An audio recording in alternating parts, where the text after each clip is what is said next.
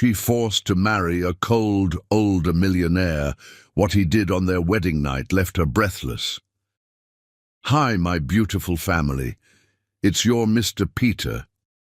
Before anything else, let me speak a gentle prayer over you.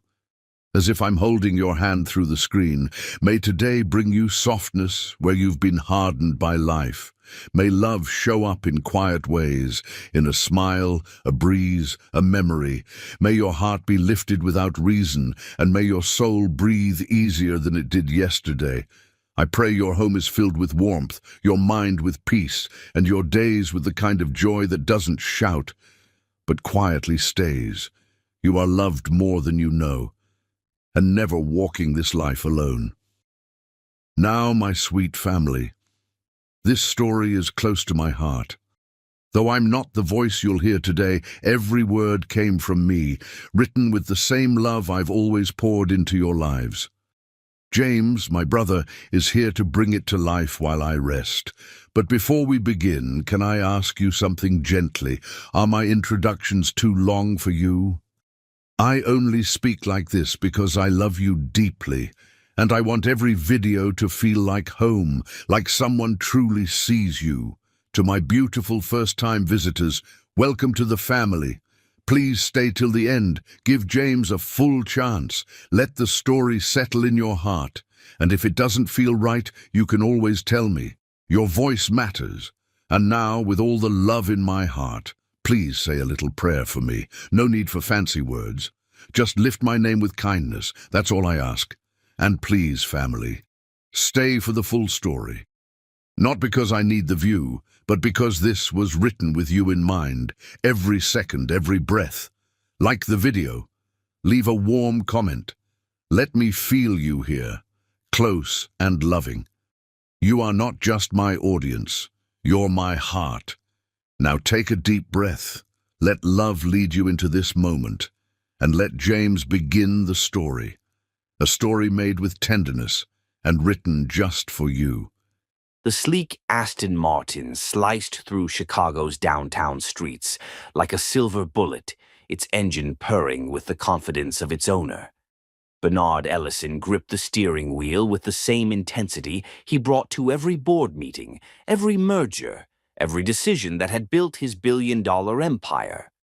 At 37, he was Chicago's youngest tech billionaire, feared in boardrooms and respected by competitors who secretly wished they could decode the ice-cold determination behind his steel-blue eyes. Tonight was no different. The Hartwell Industries acquisition had to close before midnight, or 6 months of negotiations would collapse. His lawyers waited at the downtown office, contracts spread across mahogany tables like battle plans. Bernard had built Ellison Medical Technologies from nothing after Victoria's death, channeling his grief into revolutionary medical devices that saved lives, the lives he couldn't save when it mattered most. The first snowflakes began falling as he turned onto Lakeshore Drive, but Bernard barely noticed. His mind was already in the conference room, calculating numbers, anticipating objections, preparing to demolish any obstacle between him and victory. He'd learned to compartmentalize everything, emotion, pain, hope, into neat boxes that never interfered with business. His phone buzzed with another urgent text from Richard Stone, his business partner. "Board getting restless. Need you here now." Bernard's jaw tightened. Richard had been pushing harder lately, questioning Bernard's decisions, suggesting he was taking unnecessary risks. Tonight would prove who really controlled this company. The blizzard hit without warning. One moment Bernard was cruising at 60, the next his world exploded into white chaos. The Aston Martin hydroplaned on black ice, spinning sideways across 3 lanes before slamming into the concrete barrier with a sickening crunch of metal and glass. The airbag deployed with explosive force, and then everything went black. Angela Morris pulled her scrubs tighter as she walked through the automatic doors of Chicago General Hospital's emergency department. The overnight shift was always unpredictable, but blizzard nights brought a special kind of chaos. Car accidents, heart attacks from shoveling snow, and hypothermia cases that tested every skill she'd learned in 8 years of nursing. At 29, Angela had seen enough trauma to fill several lifetimes, yet she still felt her heart race with each ambulance siren. Tonight would be her final week at the hospital before starting her new position with Elite Care Solutions, Chicago's most prestigious private nursing agency. The pay increase would allow David to finish law school debt-free while helping their mother finally stop working 2 jobs. Morris, Dr. Rachel Patterson called out as the first ambulance screamed into the bay. Major MVA incoming, multiple trauma, possible head injury, your primary. Angela's training engaged as she pulled on gloves and prepared the trauma bay. Through the rain-streaked windows, she could see paramedics working frantically around a stretcher. The patient was male, unconscious, expensive suit, torn and bloodied. Even injured, he possessed an unmistakable presence. Bernard Ellison, 37, driver in single-vehicle collision, the paramedic reported as they wheeled him in. Possible TBI, multiple rib fractures, compound fracture left tibia, vitals fluctuating, lost consciousness at scene. Angela's breath caught. Even in Chicago's medical community, everyone knew that name. Bernard Ellison, the ruthless billionaire who'd revolutionized medical technology after his fiancée's death in a malpractice case. She'd read about him in medical journals. His company's innovations had saved thousands of lives. But the man before her looked nothing like the intimidating figure from magazine covers. Blood matted his dark hair, his usually perfect features were pale and vulnerable, and his breathing was shallow and labored. In this moment, he wasn't a billionaire or a corporate titan. He was just another human being fighting for his life. "Talk to me, Angela," Dr. Patterson demanded as they transferred Bernard to the trauma table. BP dropping, pulse thready, pupils responsive but sluggish. Definite head trauma, possible internal bleeding. Angela's hands moved with practiced efficiency, establishing IV access while monitoring vital signs. "Sir, can you hear me? You're in the hospital. You're safe." For a moment, nothing. Then Bernard's eyes fluttered open, the most intense blue-gray she'd ever seen, unfocused but somehow still penetrating. His lips moved soundlessly. "Don't try to talk," Angela said softly, leaning closer. "You've been in an accident, but we're taking care of you." His eyes found hers and held, and for a brief instant she saw something that surprised her. Fear. Raw, human fear that had nothing to do with corporate power or billion-dollar deals.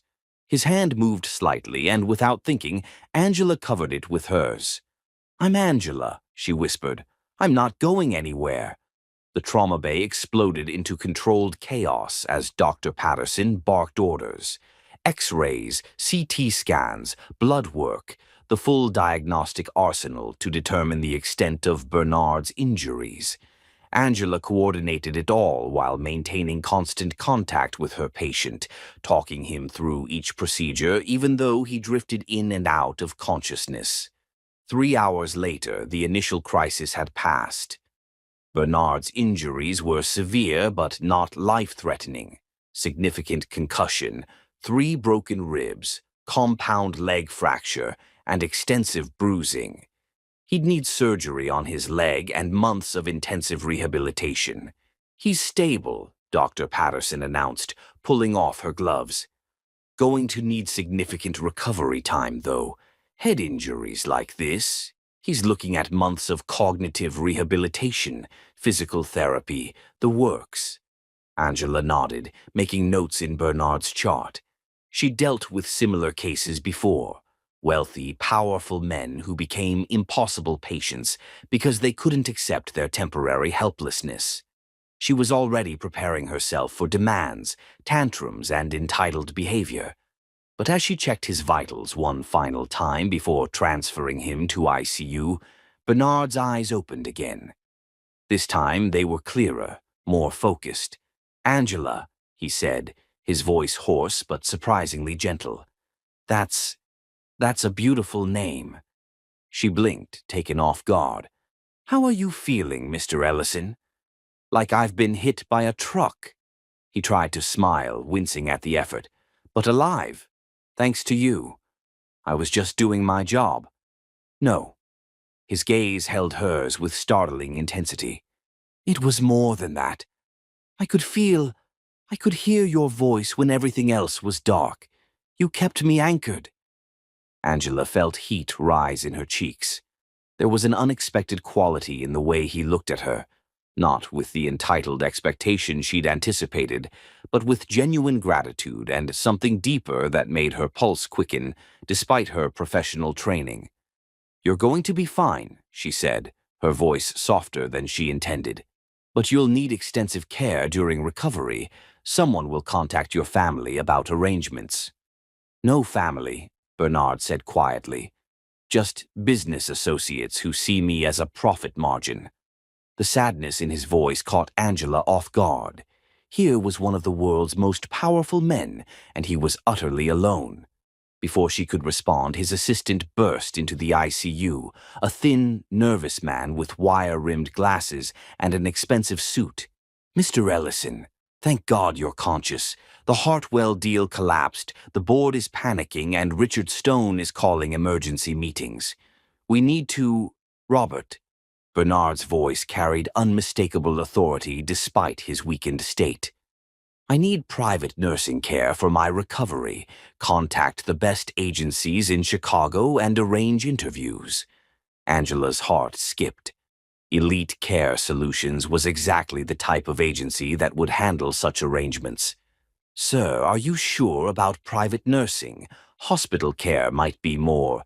I want someone I can trust, Bernard interrupted, his eyes finding Angela's again. Someone who understands that healing requires more than medical expertise. As Robert scurried away, making phone calls, Angela found herself staring at Bernard Ellison with new understanding. The ruthless billionaire facade was cracking, revealing glimpses of a man carrying wounds that went far deeper than tonight's accident. She had no idea that in 48 hours she'd be professionally assigned to his care, living in his penthouse, and caring for a man whose vulnerability would shatter every preconception she'd ever had about love, wealth, and the courage it takes to heal a broken heart. The storm outside was just beginning. Chapter 2. The Reluctant Patient. 2 days after Bernard's accident, Angela stood outside the floor-to-ceiling windows of his lakeshore penthouse, watching Lake Michigan stretch endlessly toward the horizon. The space was breathtaking, minimalist luxury with clean lines, expensive art, and not a single personal touch that revealed anything about the man who lived here. It felt more like a high-end hotel than a home. Elite Care Solutions had assigned her to Bernard's case after an extensive interview process. The agency's director had been clear. This was their most high-profile client, requiring discretion, professionalism, and tolerance for difficult behavior. Angela's hospital experience with trauma patients made her the ideal candidate. This is unacceptable. Bernard's voice carried from the master bedroom, sharp with frustration despite his weakened condition. I don't care what the doctor said. I need those quarterly reports today. Angela checked her watch. She'd been Bernard's private nurse for exactly 18 hours, and he'd already fired 2 physical therapists, dismissed a meal delivery service, and reduced his assistant Robert to near tears. The agency had warned her that corporate executives could be challenging patients, but Bernard Ellison was operating on an entirely different level of stubborn. She entered his bedroom carrying a lunch tray, taking in the chaos surrounding his king-sized bed. Laptops, legal documents, and financial reports covered every surface. Bernard sat propped against silk pillows, his left leg elevated in a cast, his face pale but his eyes blazing with determination as he barked orders into his phone. Richard, I don't care if the projections show a minor dip. The Hartwell acquisition still makes strategic sense, and I want it back on the table by... He noticed Angela and held up one finger, as if she were another employee waiting for orders. Angela set down the tray and calmly walked over to his bedside table, where 3 different phones were charging. Without a word, she unplugged all of them. "I'll call you back," Bernard said into his phone, his expression darkening as he watched her. "What the hell do you think you're doing?" "My job," Angela replied evenly, gathering the scattered documents, "which is ensuring your recovery, not enabling your self-destruction.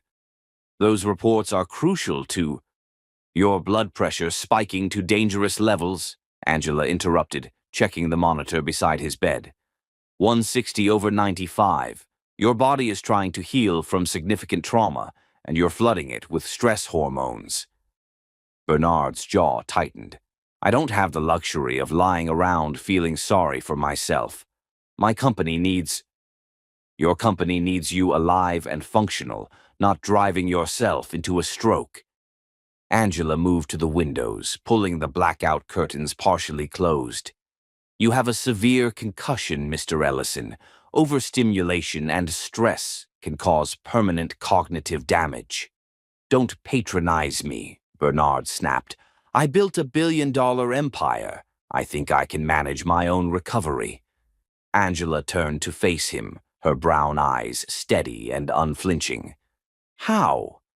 By working 18-hour days from a hospital bed? By ignoring medical advice? By treating everyone around you like they're obstacles to your productivity?" The silence that followed was electric. Bernard wasn't used to being challenged, especially not by employees. But Angela's quiet confidence, the way she held her ground without backing down, intrigued him despite his frustration. "You don't understand," he said finally, his voice quieter but no less intense. "Richard Stone has been my business partner for 5 years. He's brilliant, ambitious, and he's been waiting for an opportunity like this. Every minute I'm not working, he's positioning himself to take control of my company." "So you'd rather work yourself to death than appear human?" The question hit like a physical blow. Bernard stared at her, this beautiful, fierce woman who'd just stripped away his defenses with surgical precision. In the subdued lighting, her skin seemed to glow, and he found himself noticing details that had nothing to do with business. The way her full lips pressed together when she was determined, how her scrubs couldn't hide the curves beneath, the compassion in her eyes even when she was being tough. "It's not that simple," he said, suddenly feeling exhausted. "Isn't it?" Angela sat in the chair beside his bed, close enough that he could smell her subtle perfume, something warm and floral that made him think of spring gardens instead of sterile boardrooms. "When was the last time you took a day off? A real day where you didn't think about work at all?" Bernard opened his mouth to answer, then closed it. He honestly couldn't remember. "Before Victoria died," he admitted quietly. Angela's expression softened. She'd researched his background after accepting the assignment, the tragic malpractice case that had apparently driven Bernard to revolutionize medical technology. But seeing the pain still etched in his features made it real in a way news articles never could. "Tell me about her," Angela said gently. "Why?" Bernard's walls went back up instantly. "So you can psychoanalyze me? Determine what's driving my self-destructive behavior." "Because," Angela said, surprising him with her honesty, "you're not just my patient. You're a man who's been carrying pain alone for too long, and I think talking about her might help." Her voice carried genuine caring without pity, and it made Bernard's defenses crumble. He leaned back against the pillows, his gaze focusing on a point beyond the windows. "Victoria was everything I wasn't," he began slowly. "Warm, spontaneous, optimistic. She believed in second chances, in the goodness of people. She wanted to travel the world, have children, build something meaningful together. What happened? Routine surgery, gallbladder removal, completely standard procedure. But the surgeon was intoxicated." Bernard's voice turned bitter. Victoria hemorrhaged on the table. By the time they realized what was happening, it was too late. Angela's hand moved instinctively toward his, then stopped. "I'm so sorry." The surgeon lost his license, faced criminal charges, but Victoria was still gone. Bernard's eyes found Angela's, and she saw the depth of his pain. I threw myself into work because it was the only thing that made sense anymore. Building medical devices that could prevent what happened to her, that gave me purpose. And now I don't know how to exist any other way. His admission was barely above a whisper. If I stop moving, stop building, stop fighting, what's left? Angela leaned forward, her voice soft but firm. Life, Bernard. Actual life, not just survival. The way she said his name, not Mr. Ellison, not Sir, just Bernard, sent an unexpected jolt through him. When was the last time someone had spoken to him like a person instead of a title? I lost my father when I was 16, Angela continued. Construction accident. One day he was teaching me to change a tire, the next he was gone. My mother worked 3 jobs to keep us afloat, and I took care of my brother David while finishing high school. "I'm sorry," Bernard said, meaning it. "I thought I had to be strong for everyone, had to fix everything, had to never show weakness. Sound familiar?" Angela's small smile held understanding. It took me years to realize that moving forward doesn't mean forgetting. It means honoring what we've lost by choosing to live fully. Bernard stared at her, this remarkable woman who'd somehow seen through all his defenses to the broken man underneath. The late afternoon light filtered through the curtains, creating a golden halo around her dark hair, and he felt something he hadn't experienced in 4 years, genuine desire. Not just physical, though the attraction was undeniable, but emotional hunger for connection with someone who understood. "You're not what I expected," he said softly. "What did you expect?" "Someone who would enable my self-destruction for a paycheck." His intense gaze held hers. "Instead, I got someone who actually gives a damn." The moment stretched between them, charged with possibility and the kind of tension that had nothing to do with medical care. Angela felt her pulse quicken under his focused attention, her professional boundaries wavering in the face of unexpected attraction. A sharp knock interrupted them. Richard Stone strode into the bedroom without waiting for permission, his silver hair perfectly styled and his expensive suit immaculate. He looked like Central Casting's version of a corporate shark. "Bernard, we need to talk immediately. The Hartwell situation requires your personal attention, and the board meeting is tomorrow." "Richard," Bernard's voice carried warning, "I'm in the middle of recovery, yes, but business can't wait." Richard's calculating eyes dismissed Angela entirely. "Perhaps your nurse could give us some privacy." Angela stood, recognizing the power play, but also seeing the way Bernard's vitals spiked on the monitor.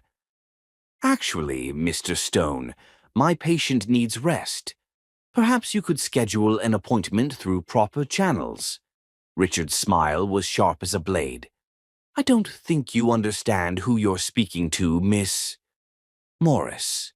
And I understand perfectly." Angela's voice remained calm but firm. "I understand that my patient's health takes priority over business meetings." The tension in the room was palpable as Richard sized up Angela, clearly trying to determine if she was a threat or simply an obstacle to remove. Bernard watched the exchange with growing interest, impressed despite himself by Angela's unwavering composure. "It's fine, Angela," Bernard said finally. "Give us 10 minutes." As Angela left the room, she heard Richard's voice drop to urgent whispers about board member concerns, competitive threats, and the need for immediate action. Whatever he was discussing, it was making Bernard's blood pressure climb again. She checked her watch and decided that 10 minutes was about all her patient could handle. When she returned, Richard was gone, and Bernard looked drained. "Productive meeting?" she asked, noting his elevated vitals. Richard thinks I'm losing my edge, says the board is questioning my judgment. Bernard closed his eyes. Maybe he's right. Or maybe, Angela said, straightening his pillows with gentle hands, you're finally finding it. As she moved around him, Bernard caught her wrist gently, his thumb tracing over her pulse point. The simple touch sent heat racing through both of them. Thank you, he said quietly, for caring enough to fight me. Angela looked down at his hand on her wrist, at the vulnerability in his expression, and felt her heart skip. This was dangerous territory. Caring for a patient was one thing, but feeling this level of attraction was another entirely. But as Bernard's thumb continued its gentle caress and his penetrating gaze held hers with growing intensity, Angela realized it might already be too late to maintain a professional distance. The storm outside had ended, but the one building between them was just beginning. Chapter 3. Crossing Professional Lines. 6 weeks into Bernard's recovery, his penthouse had transformed from a sterile showcase into a warmer, more livable space. Angela had quietly introduced small changes: fresh flowers on the kitchen island, warm blankets draped over the leather furniture, and the subtle scent of home-cooked meals, replacing the antiseptic smell of medical equipment. Bernard noticed every detail, though he pretended not to.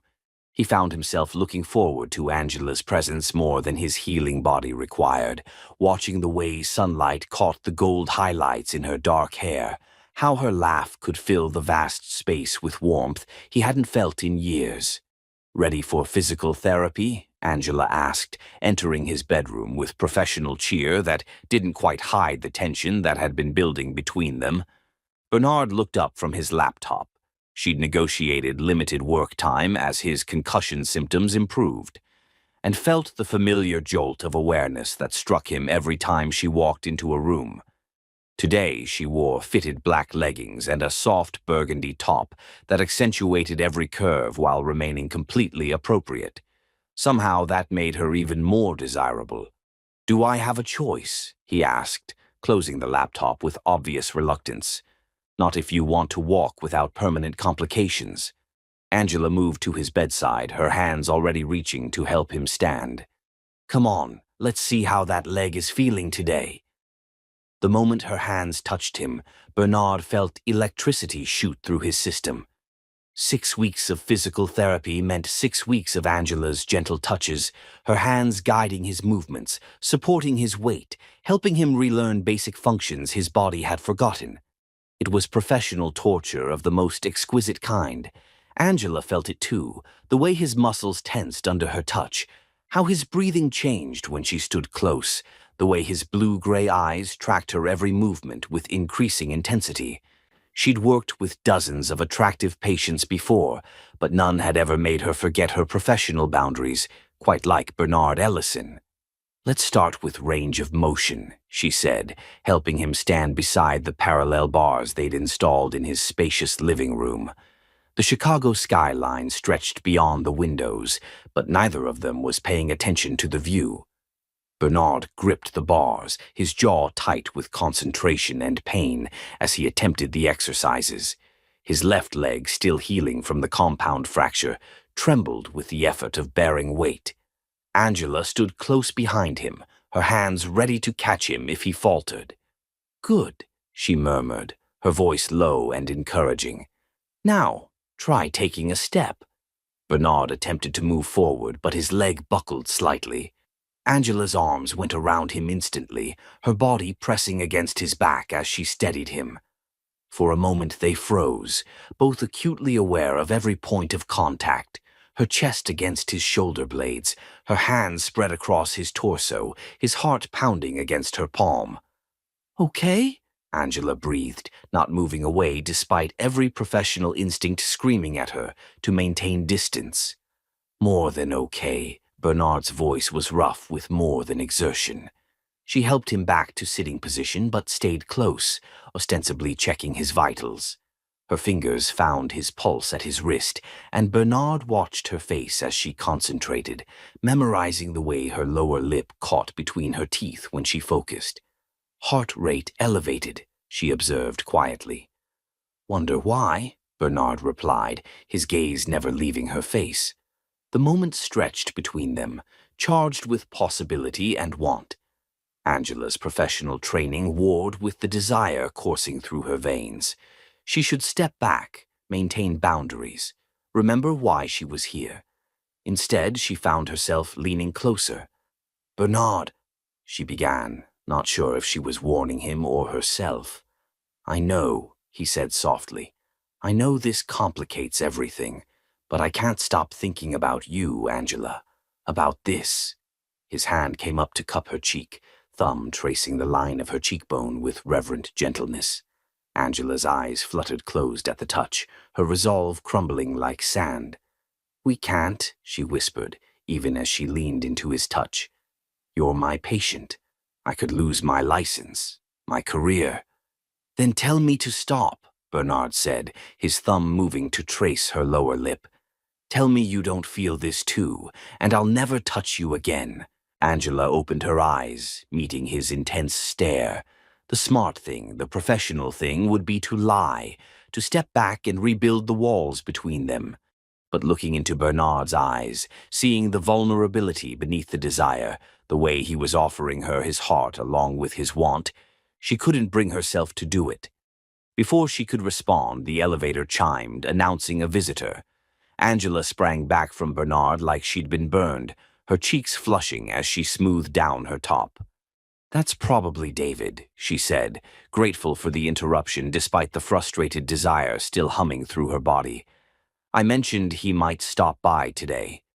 Bernard nodded, though his expression remained dark with want. "I'd like to meet him." David Morris was 25 years old and shared his sister's warm brown eyes and stubborn determination.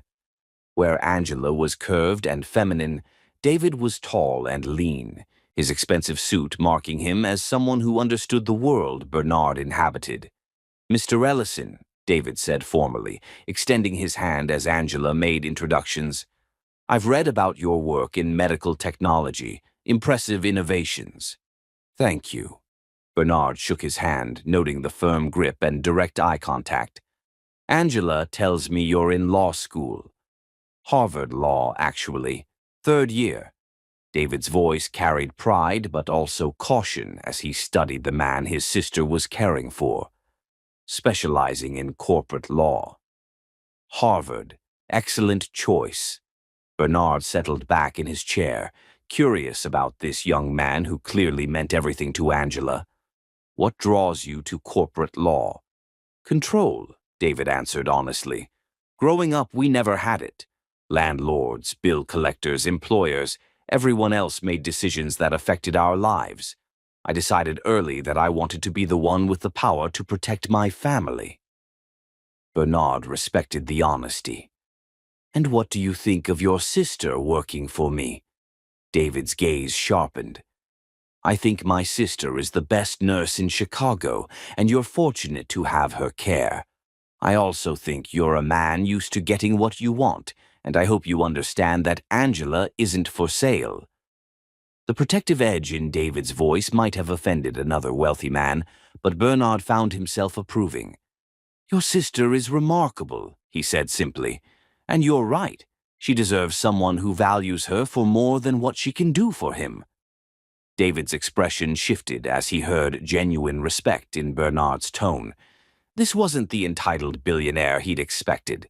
This was a man who looked at Angela like she was precious, irreplaceable. "Angela's always taken care of everyone else," David said carefully. "Made sure I had everything I needed for school, that Mom had help with bills. She deserves someone who'll take care of her for a change." "David," Angela warned, embarrassed by the direction of conversation. "It's fine," Bernard said, his eyes finding hers. "He's looking out for you. I respect that." Over lunch, Bernard listened as the siblings shared stories of their childhood, their struggles, their dreams for the future. He watched Angela's face light up when she talked about David's achievements, saw the deep love between them that transcended blood, and spoke to chosen family.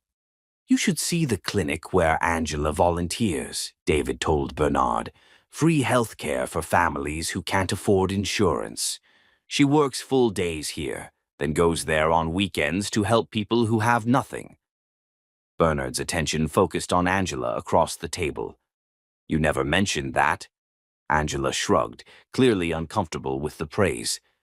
"It's not important. It's everything," Bernard said quietly, and the intensity in his voice made her breath catch. After David left, the penthouse felt different, more intimate somehow, as if David's visit had given Bernard permission to see Angela as more than just his nurse. She was cleaning up the lunch dishes when she felt him behind her. "Let me help," he said, reaching around her for plates, his chest brushing her back. Angela froze, hyper-aware of his proximity, his warmth, the subtle scent of his cologne mixed with something uniquely him. "You should rest your leg." "I'm tired of resting." Bernard's hands came to rest on the counter on either side of her, effectively trapping her against the sink. "I'm tired of pretending I don't want you." Angela's pulse hammered as she turned to face him. They were inches apart now, his eyes dark with desire and tenderness, the vulnerable expression of a man who'd forgotten how to want anything beyond revenge and success. "Bernard," she whispered, her hands coming up to rest against his chest. She could feel his heart racing beneath her palms. "I know this is complicated," he said, his voice rough with want. "I know I'm risking everything by feeling this way about you, but I can't help it, Angela. You've brought light into a life I thought was permanently dark." "We can't," she said, but her hands were fisting in his shirt, pulling him closer instead of pushing him away. "Can't what? Feel something real? Want something beyond duty and obligation?" Bernard's hands came up to frame her face. "You're not just my nurse, Angela. You're the woman who's teaching me how to live again." The kiss, when it finally came, was inevitable, soft at first, tentative, like a question neither was sure they should ask. But the moment their lips touched, something ignited between them. Bernard's arms came around her, pulling her flush against him as the kiss deepened, became desperate, hungry. Angela melted into him, her professional boundaries dissolving under the heat of his mouth, the strength of his arms, the way he kissed her like she was oxygen and he was drowning. She'd never been kissed like this, like she was precious, essential, wanted beyond reason.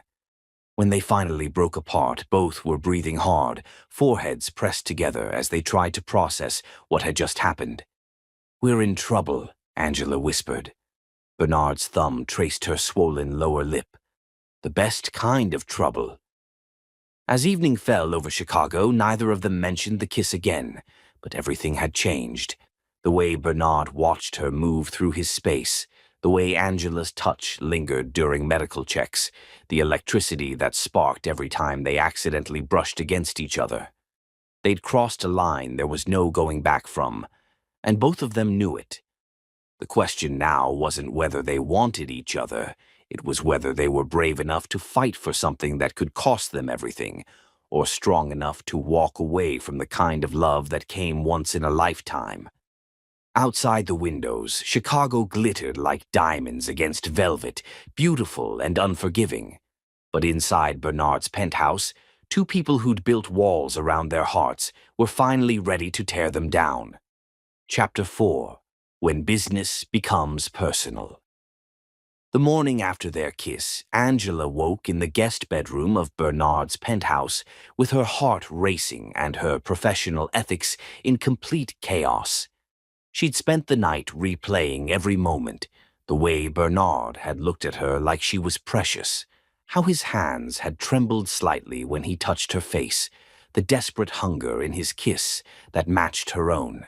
She had to get control of this situation, had to find a way to maintain professional boundaries while living in the same space as a man who made her forget every rule she'd ever lived by. Their relationship had deepened over the following weeks, But complications arose when Richard Stone accelerated his campaign to undermine Bernard's leadership. Elite Care Solutions had extended Angela's contract indefinitely, a decision that pleased Bernard but concerned Angela as it blurred the lines between her professional and personal involvement. "Good morning," Bernard said softly when she entered the kitchen, his voice still rough with sleep. He sat at the island with his laptop and coffee, looking devastatingly handsome in dark pajama pants and a white t-shirt.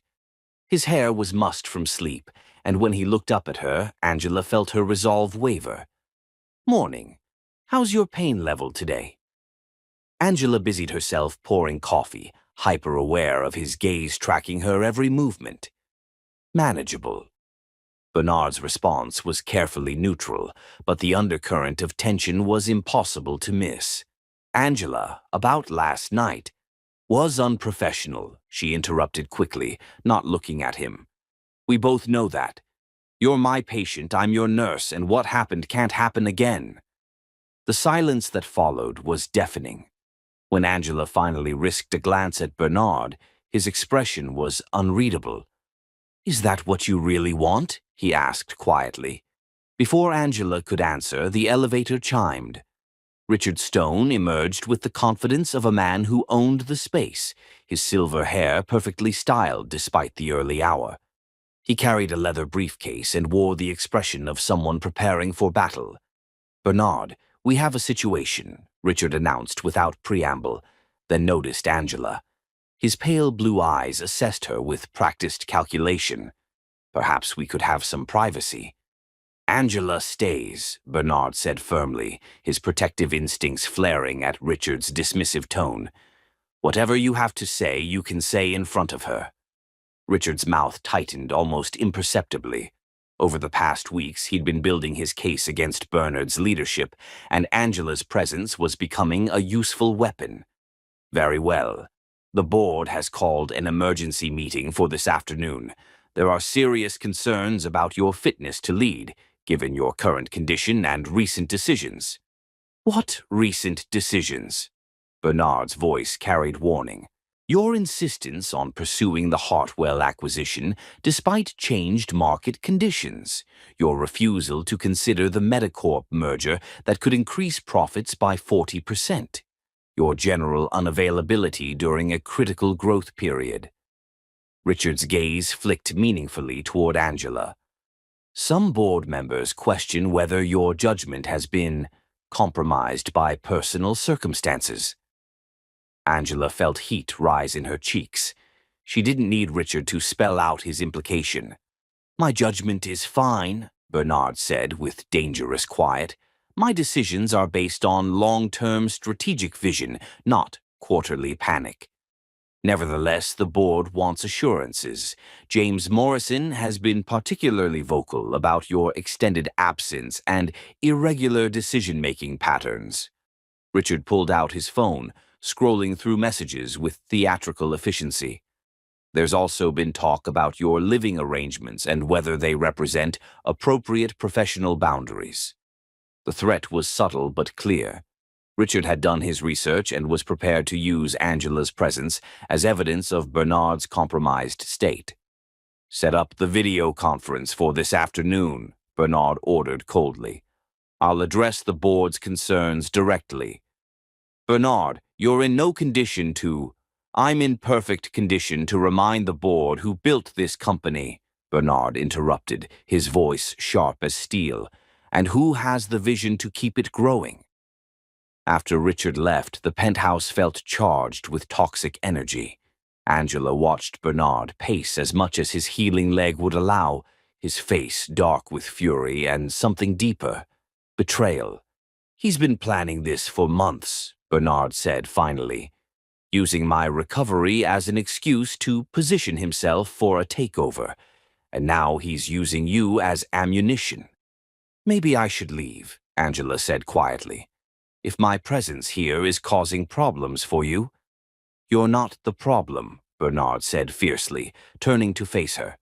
"Richard is the problem. He's ambitious, manipulative, and he's seen my accident as an opportunity to seize control." Before Angela could respond, the elevator chimed again. This time, the visitors made Bernard go completely still. Elizabeth and William Ashworth stepped into the penthouse with the authority of people accustomed to controlling every room they entered. Victoria's parents were exactly what Angela had expected, wealthy, elegant, and radiating the kind of cold power that came from generations of privilege. Elizabeth was perfectly preserved at 62, her silver hair in an elegant chignon, her black Chanel suit making a statement about both wealth and perpetual mourning. William looked distinguished and ruthless, his pale eyes immediately cataloguing everything in the room. "Bernard," Elizabeth said, her voice arctic despite the facade of concern. "We heard about your accident. How unfortunate." "Elizabeth, William." Bernard's tone was carefully controlled. "What brings you here?" "Concern for your welfare, naturally." William's calculating gaze took in the medical equipment, Bernard's casual clothes, and finally settled on Angela with obvious disapproval. "Though it seems you've made a remarkable recovery." Elizabeth's attention followed her husband's to Angela, and her expression grew subtly disdainful. "How thoughtful of you to hire such dedicated nursing care." The racism in her tone was refined but unmistakable. Angela felt her spine straighten, her chin lift with quiet dignity that came from years of dealing with such prejudice. "Angela Morris," she said, extending her hand with professional courtesy. "I'm Bernard's private nurse through Elite Care Solutions." Elizabeth's handshake was brief and cold. "I'm sure you're very skilled at your profession."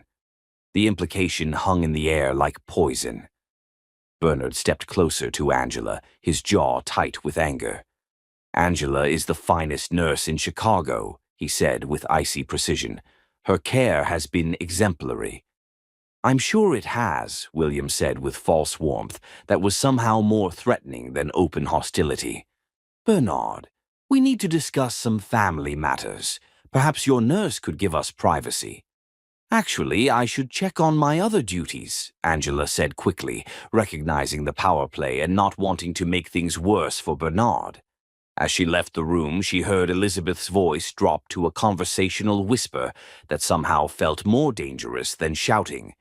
In the guest bedroom, Angela tried to focus on updating Bernard's medical charts, but she couldn't stop thinking about the Ashworths' obvious hostility. She'd dealt with racism before. Subtle looks, condescending comments, the assumption that she was somehow less qualified because of her skin color. But Elizabeth Ashworth's disdain felt particularly venomous, sharpened by grief and entitlement. 40 minutes later, raised voices from the living room made Angela emerge from her room. The Ashworths were clearly arguing with Bernard, their voices carrying despite their attempts at discretion. Completely inappropriate relationship that dishonors Victoria's memory. "Your judgment has obviously been compromised by your injury and this woman's influence. Responsibility to the company Victoria would have helped you build." Bernard's voice cut through their arguments like a blade. "Victoria is dead. She's been dead for 4 years, and I've mourned her appropriately. But I won't live in a mausoleum forever." "Is that what you call this?" Elizabeth's voice rose sharply. "Carrying on with your nurse while pretending to honor our daughter." "I'm not pretending anything," Bernard replied with cold fury, "and my personal life is none of your concern." "Everything about you is our concern," William replied with quiet menace. "Victoria made you our son in everything but law. We've supported your company, your vision, your recovery from tragedy. But this is unacceptable." Angela pressed herself against the wall, not wanting to eavesdrop but unable to return to her room without walking past the living area. "We know about Richard Stone's concerns regarding your leadership," Elizabeth continued with surgical precision. "About the board's doubts concerning your fitness to lead. We've also learned about the questions surrounding your current living arrangements and professional relationships." The threat was clear: abandon Angela or face a coordinated attack on his leadership. "You're threatening me?" Bernard's voice was dangerously quiet. "We're protecting our daughter's legacy," William said with cold authority. "The company, the foundation, the future she would have wanted for you. This inappropriate relationship jeopardizes all of it." Angela had heard enough. She couldn't stay hidden while people discussed her like she was a problem to be solved. Taking a deep breath, she walked into the living room with professional dignity intact. "Excuse me," she said politely, her mask firmly in place. "I need to check Mr. Ellison's vitals." The Ashworths turned to look at her with barely concealed hostility. Elizabeth's eyes swept over Angela with obvious disdain. "How convenient," Elizabeth said with icy precision. "Bernard, I think you should know that we've made some inquiries about Ms. Morris's background and professional history." Angela felt the blood drain from her face. "I beg your pardon?" "It's quite illuminating." William stepped forward, his pale eyes fixed on Angela with predatory focus. "A nurse from a working-class background, significant student loans, family financial pressures. One might wonder about the motivations for accepting such an extended private assignment." The accusation was clear without being stated directly. Angela felt humiliated, furious, and heartbroken all at once. "Are you questioning my professional integrity?" Angela asked with quiet dignity. "We're questioning everyone's motivations," Elizabeth replied smoothly, "including yours and Bernard's judgment in this situation." She turned back to Bernard with renewed authority. "We're prepared to make you an offer, Bernard. End this inappropriate relationship, refocus on your recovery and the company, and we'll support you against Richard Stone's challenges. Continue down this path, and you'll face opposition from every direction." The ultimatum hung in the air like a death sentence. Angela watched Bernard's face cycle through anger, pain, and something that looked dangerously like consideration. "I need to think about this," Bernard said finally, his voice carefully neutral. Angela felt her heart shatter. After everything they'd shared, everything they'd felt, he was actually considering their demands. "Of course," William said with satisfaction. "We'll give you 24 hours to make the right decision." After the Ashworths left, the penthouse felt like a tomb. Angela stood in the kitchen, her hands shaking as she processed what had just happened. "Angela," Bernard said quietly, approaching her carefully. "Don't," she said, not turning around. "Just don't." "They're threatening everything I've built," Bernard said, his voice thick with conflict. "The company, the foundation, the medical research that could save thousands of lives." "I understand," Angela replied, her voice steady despite the tears threatening to fall. "I understand that I'm not worth sacrificing your empire for." "That's not what I said. It's what you implied." Angela finally turned to face him, seeing the tortured expression on his face. "And maybe they're right. Maybe I'm just a nurse who got in over her head." "You're the woman I love," Bernard said desperately. "Am I?" Angela asked with quiet dignity. "Because the man I love wouldn't need 24 hours to choose between me and the approval of people who've never shown him genuine affection." She walked past him toward her room, her heart breaking with every step. "Where are you going?" Bernard called after her. "To pack," Angela replied without looking back. "I think it's time for me to complete my assignment and move on." As Angela closed her bedroom door, she heard Bernard sink onto the sofa with a sound of anguish that nearly broke her resolve. But she couldn't stay in a relationship where she was constantly fighting for her place, constantly proving her worth, constantly being seen as an obstacle to overcome rather than a partner to cherish. The war for Bernard's future had begun in earnest, and Angela refused to be collateral damage. Chapter 5. Fighting the Past. Angela spent the night in her room, systematically packing her belongings while trying to ignore the sound of Bernard pacing the living room. She'd called Elite Care Solutions to request a new assignment, but the director insisted she complete her current contract. Bernard had apparently paid for another month of care, non-refundable. Professional obligation trapped her in a situation her heart couldn't endure. Every instinct told her to flee before she lost herself completely to a man who would always choose his empire over her love. At dawn, she emerged to find Bernard still awake, sitting on the sofa with his laptop surrounded by financial documents and legal briefs. He looked haggard, older somehow, as if the night had aged him years. "Did you sleep at all?" she asked, her nurse training overriding her personal pain. "Couldn't." Bernard's voice was hoarse with exhaustion. "I've been thinking about what the Ashworths said, about the board meeting today, about Richard's plans." Angela moved to the kitchen, needing the routine of making coffee to keep her hands steady. "And what conclusion did you reach?" "That I've been fighting the wrong battle," Bernard said quietly. "I've been trying to prove I'm the same man I was before the accident, when maybe the problem is that I am the same man, obsessed with control, terrified of vulnerability, choosing power over people." Angela paused in her coffee preparation, hearing something new in his voice. "The Ashworths want me to choose between you and everything I've built," Bernard continued. "But what they don't understand is that everything I built was just an elaborate monument to my own pain. It wasn't living, it was existing." He stood carefully, his legs still stiff from the night of pacing, and moved toward her. "I spent 4 years building walls so high that nothing could hurt me again. Then you walked into my life and showed me that those walls weren't protecting me. They were suffocating me." "Bernard, I'm not choosing them," he interrupted firmly. "I'm choosing you. I'm choosing us, whatever the cost." Angela felt her heart skip, but years of protecting herself made her cautious. "What about your company, your foundation, all the lives your work could save?" "Will still matter," Bernard said, reaching for her hands.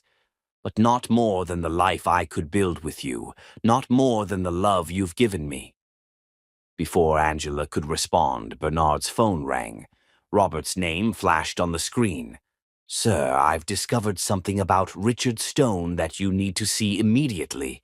Robert's voice was tight with excitement and fear. "Can you meet me at the office and bring your legal team?" An hour later, they sat in Bernard's office conference room while Robert laid out a devastating trail of evidence.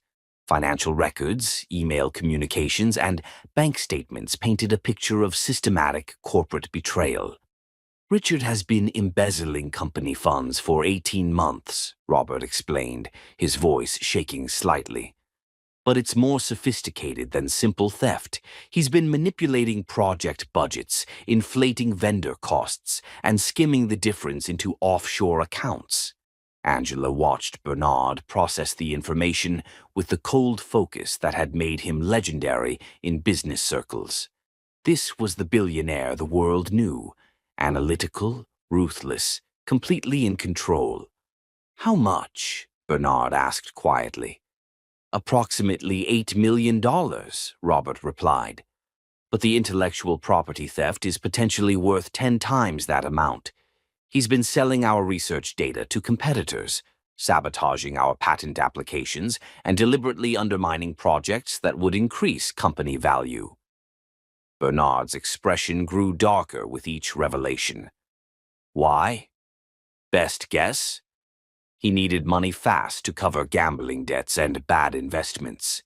Then when you had the accident, he saw an opportunity to position himself as the responsible, alternative leadership. The pieces fell into place with sickening clarity. Richard hadn't just been ambitious. He'd been desperate, using Bernard's recovery as cover for increasingly bold theft and sabotage. "There's more," Robert continued hesitantly. "I found communications between Richard and the Ashworths. They've been coordinating their attacks on your leadership.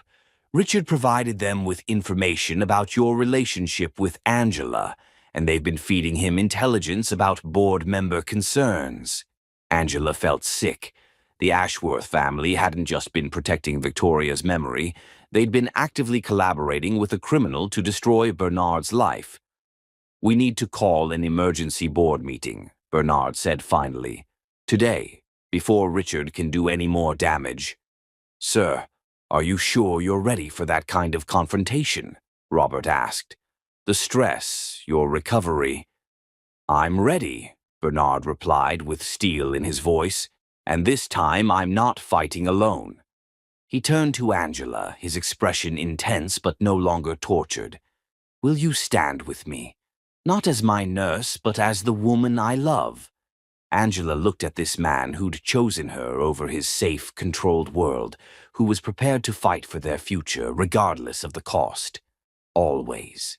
The emergency board meeting convened at 2 o'clock via secure video conference. 12 board members appeared on screen, their faces reflecting confusion and concern.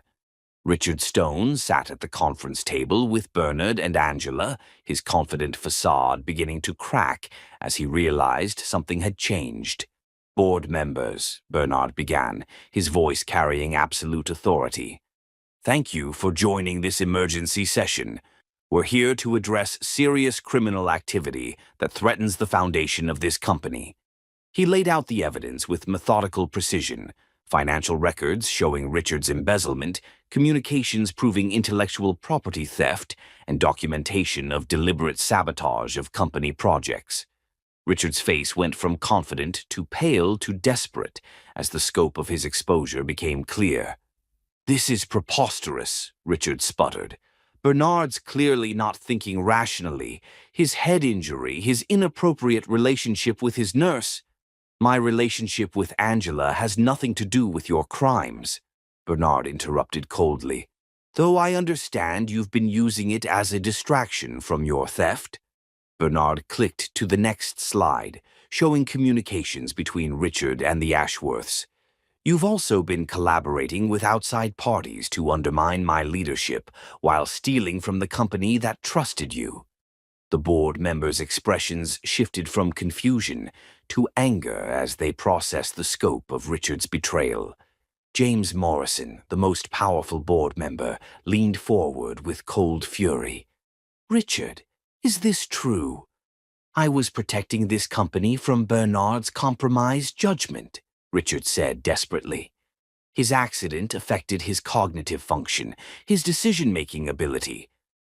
"My cognitive function is fine," Bernard said with quiet authority, "as evidenced by my ability to uncover your criminal activity and present it to this board." The vote to remove Richard Stone was unanimous. Within minutes, security was escorting him from the building, while corporate lawyers began criminal proceedings. "I want to address the concerns about my leadership directly," Bernard continued after Richard's departure.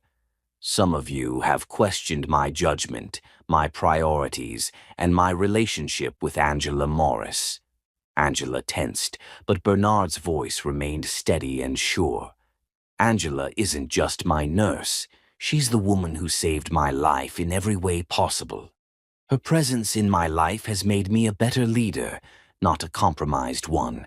She's reminded me that this company exists to improve lives, not just generate profits." He outlined his vision for restructuring the company around affordable medical technology, for expanding their charitable initiatives, for using their success to create positive change in the world. "I'm not asking you to approve of my personal life," Bernard concluded. "I'm asking you to judge my leadership based on results, vision, and the long-term value I create for this company and the people we serve." When the vote was called, Bernard's leadership was reaffirmed by an overwhelming margin. Only one board member abstained, and none voted against him. After the meeting ended, Angela and Bernard sat in his office as the late afternoon sun streamed through floor-to-ceiling windows. "So," Angela said softly, "you really chose me." "I chose us," Bernard corrected, pulling her into his arms. I chose the future we could build together over the past I've been hiding behind. What about the Ashworths? They won't give up easily. Let them try, Bernard said with quiet confidence. They have no power over me anymore. No leverage, no guilt, no hold on my future. That evening, they returned to the penthouse as partners in every sense. The medical equipment was finally gone, replaced by signs of their shared life. Angela's books on the shelves, photos of their time together, evidence of a relationship that had grown from professional necessity into genuine love. I have something for you, Bernard said, pulling a small velvet box from his jacket pocket. Angela's breath caught as he opened it to reveal a stunning sapphire and diamond ring, not flashy or ostentatious, but elegant and timeless. This isn't about replacing what we lost or proving anything to anyone else, Bernard said, taking her hand. This is about the future we're going to build together, the love that's already changed both our lives. Bernard, marry me, Angela. Not because of pressure or convenience or crisis, but because I can't imagine my life without you in it. Because you've shown me that real strength comes from vulnerability, real success comes from connection, and real love is worth fighting for. Angela looked at this man who'd grown from a broken patient into her greatest love, who'd chosen their future over his past, who'd proven that love could indeed conquer fear. Yes, she whispered, tears streaming down her face. Yes, I'll marry you. As Bernard slipped the ring onto her finger, Angela realized they'd won more than a corporate battle. They'd won the right to build a life based on love instead of obligation, partnership instead of power, hope instead of fear. The hardest part was over. Now they could focus on the beautiful beginning ahead of them. But first they had one more challenge to face. News that would arrive in just 2 weeks. News that would test their newfound happiness in ways they couldn't imagine. Angela's mother was about to need them in ways that would change everything once again. Chapter 6. Love's True Test. 2 weeks after Bernard's proposal, Angela received the call that shattered their newfound peace. She was in Bernard's study, planning their engagement party while he worked on the company's charitable restructuring, when her phone rang with her mother's number. "Angela, sweetheart." Carmen Morris's voice was strained, trying to sound casual despite obvious distress. "I need to tell you something. I'm at the hospital." Angela's blood turned cold. "What happened? Are you hurt?" "I collapsed at work yesterday. Thought it was just exhaustion, but the doctors want to run some tests." Carmen's voice wavered slightly. "They found some abnormalities. Dr. Patterson wants to do a biopsy." The word biopsy hit Angela like a physical blow. She sank into the nearest chair, her hand trembling as she gripped the phone. "I'll be there in 2 hours," Angela said immediately. "Don't make any decisions until I arrive." After ending the call, Angela sat in stunned silence. Bernard looked up from his laptop, immediately noting her ashen complexion. "What's wrong?" he asked, moving to her side. "My mother. They think she might have cancer." The words felt surreal, leaving Angela's lips. Without hesitation, Bernard closed his laptop and reached for his jacket. "I'll drive you to Baltimore." During the 3-hour drive to Johns Hopkins Hospital, Angela stared out the window while Bernard handled logistics, calling his pilot to put the jet on standby, contacting the best oncologists in the country, preparing for whatever they might face. "You don't have to do this," Angela said quietly. "It's not your responsibility." "Your family is my family now," Bernard replied simply. "We face this together." At the hospital, they found Carmen in a private room that Bernard had quietly arranged, looking smaller than her 55 years but maintaining the dignity that had carried her family through years of hardship. "You must be Bernard," Carmen said warmly, despite her circumstances. "Thank you for bringing my daughter here so quickly." "Mrs. Morris," Bernard said gently, taking her hand. "I'm sorry we're meeting under these circumstances."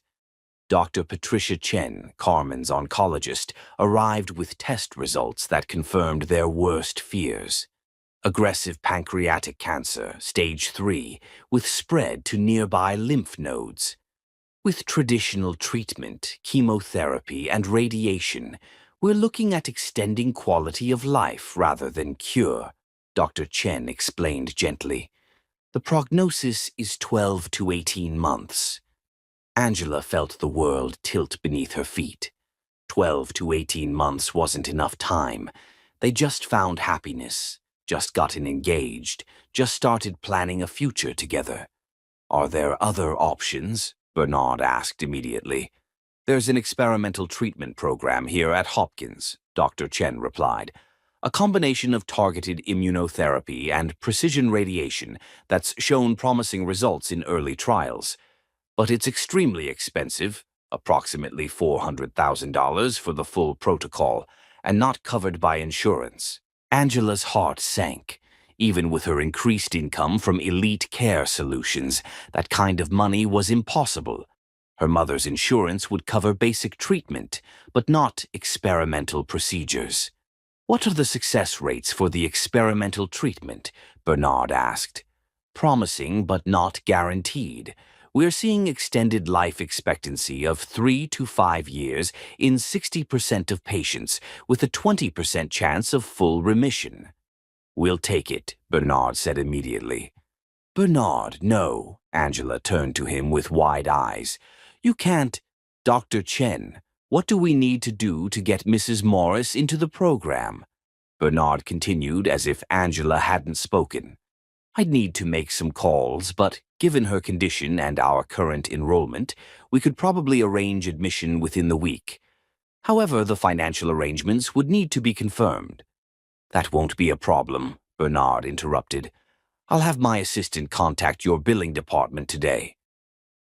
After Dr. Chen left to begin the enrollment process, Angela turned on Bernard with a mixture of gratitude and fury. "You can't pay for my mother's treatment," she said, her voice shaking. $400,000, Bernard. That's not just money. That's a commitment, an obligation that changes everything between us." "It changes nothing," Bernard said firmly, "except that your mother gets to live." "But what if we don't work out? What if you decide I'm not worth the investment? What if—" "Stop." Bernard's hands came up to frame her face, his touch gentle but his voice absolute. "Do you really think I would ever use your mother's life as leverage against you? Do you think that little of the man you agreed to marry?" Angela's eyes filled with tears. "I think you're wonderful, too wonderful, and I'm terrified of owing you something I can never repay." "You already gave me something I can never repay," Bernard said softly. "You gave me back my life, my capacity to love, my future.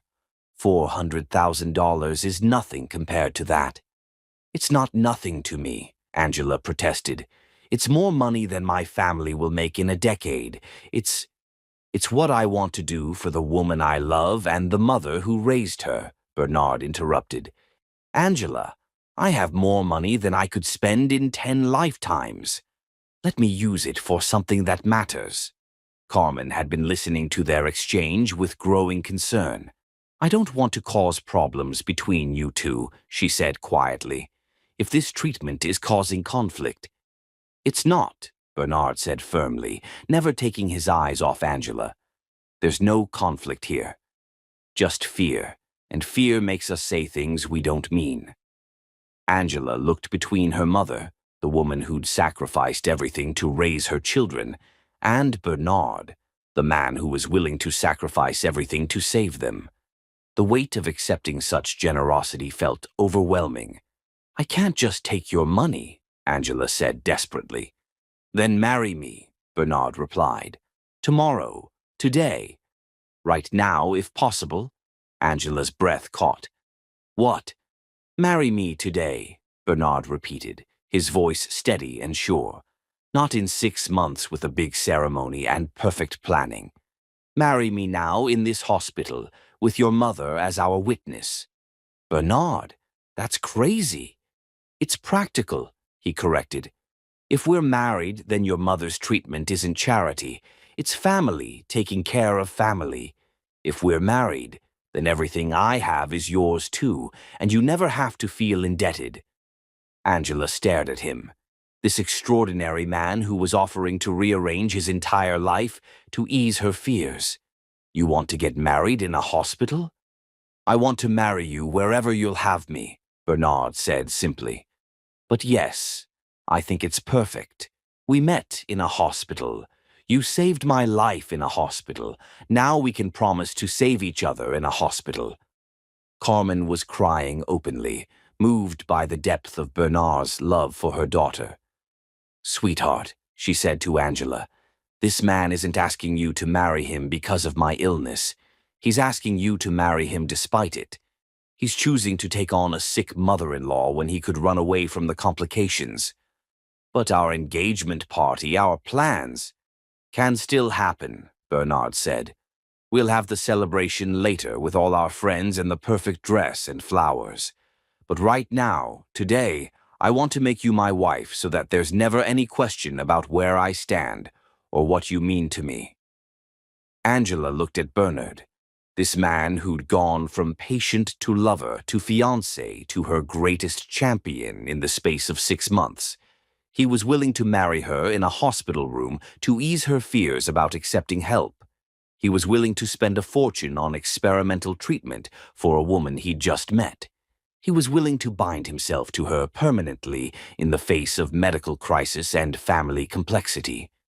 "Okay," she whispered. "Yes, let's get married today." 3 hours later, they stood in the hospital chapel with Carmen in a wheelchair as their witness. Angela wore the dress she'd traveled in, a simple navy wrap dress that Bernard told her made her look beautiful. Bernard wore his business suit minus the tie, his hair still mussed from running his hands through it during Carmen's admission process. The chaplain was an elderly man who'd married hundreds of couples in similar circumstances, love tested by crisis, commitment forged in the fire of emergency. "Do you, Bernard, take Angela to be your wife, in sickness and health, for richer or poorer, in joy and sorrow?" "I do," Bernard said, his voice strong and sure. "I take her with all my heart, all my love, and all my future." "Do you, Angela, take Bernard to be your husband, in sickness and health, for richer or poorer, in joy and sorrow?"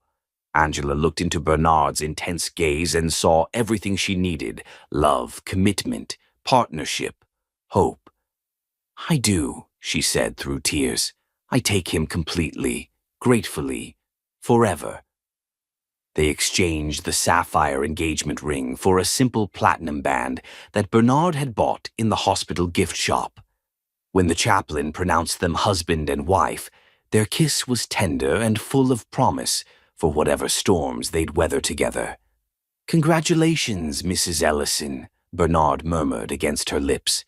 "Thank you, Mr. Ellison," Angela replied, marveling at how right her new name sounded.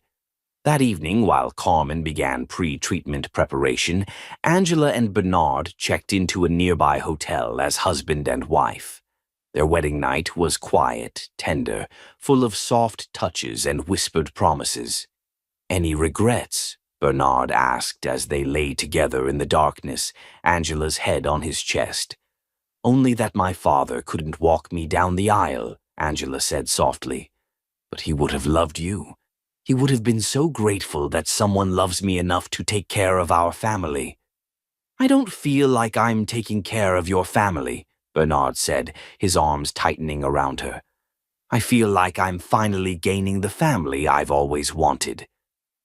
3 days later, Carmen began the experimental treatment that would save her life.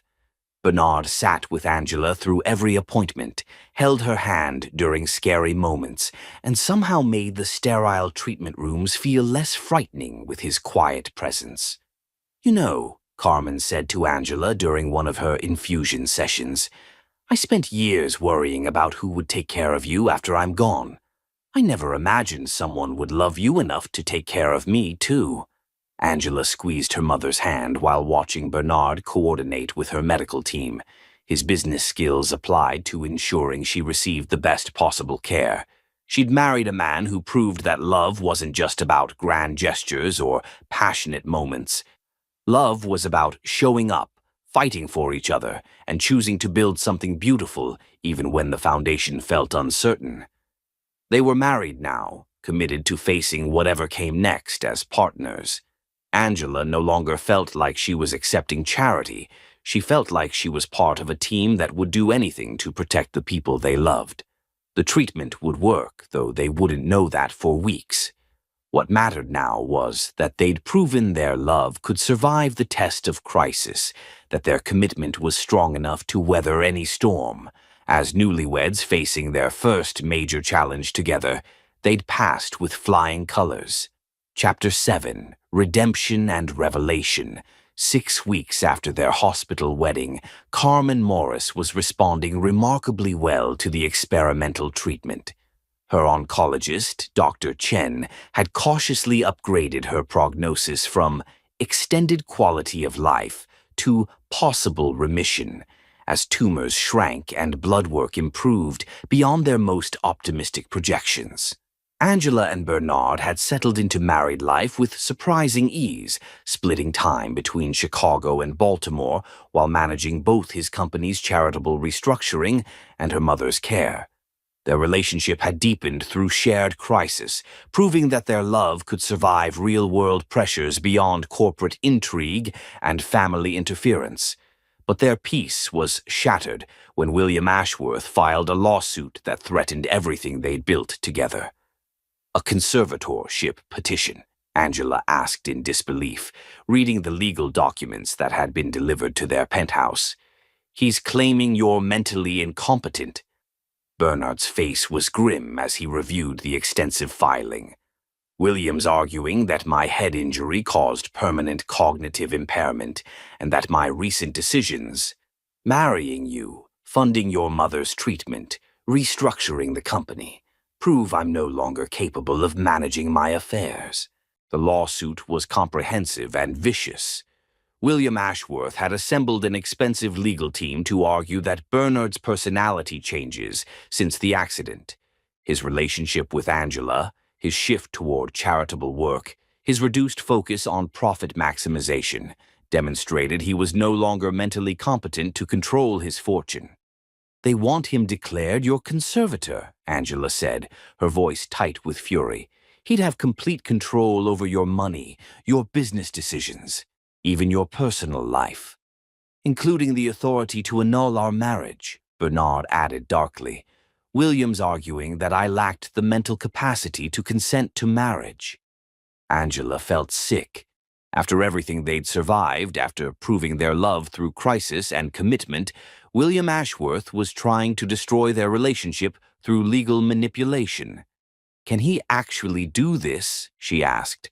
"With the right judge and enough medical testimony about brain injury effects?" "Possibly," Bernard admitted.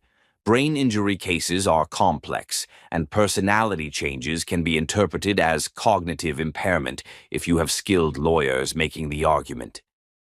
The next few weeks became a nightmare of legal preparation and psychological evaluation.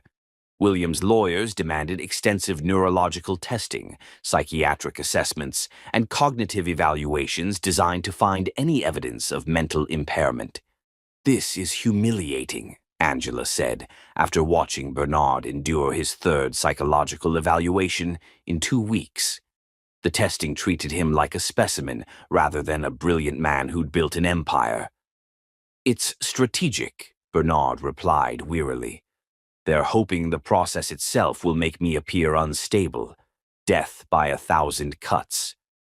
The media attention was brutal. Headlines questioned whether the billionaire's breakdown proved he was mentally unfit, and whether his marriage to his former nurse was evidence of compromised judgment. Paparazzi followed Angela to her mother's treatments, turning every hospital visit into a public spectacle. "Maybe I should disappear for a while," Angela suggested, after a particularly vicious article described her as a gold-digging opportunist who exploited a brain-injured patient. If our marriage is being used as evidence against you, you're not going anywhere, Bernard said fiercely. If anything, you're the proof that my judgment has never been better. You've made me happier, more focused, more successful than I've ever been. The breakthrough in their legal defense came from an unexpected source. David, now working as a junior associate at a prestigious law firm, spent his evenings researching William Ashworth's legal and financial history. "I found something," David announced, arriving at the penthouse late one night with a stack of documents. "William Ashworth has done this before, multiple times." "What do you mean?" Bernard asked, looking up from his own legal preparations. In 1998, he petitioned to have his own father declared incompetent after the old man donated significant family wealth to environmental causes, David explained. The case was dismissed, but not before destroying his father's reputation and health.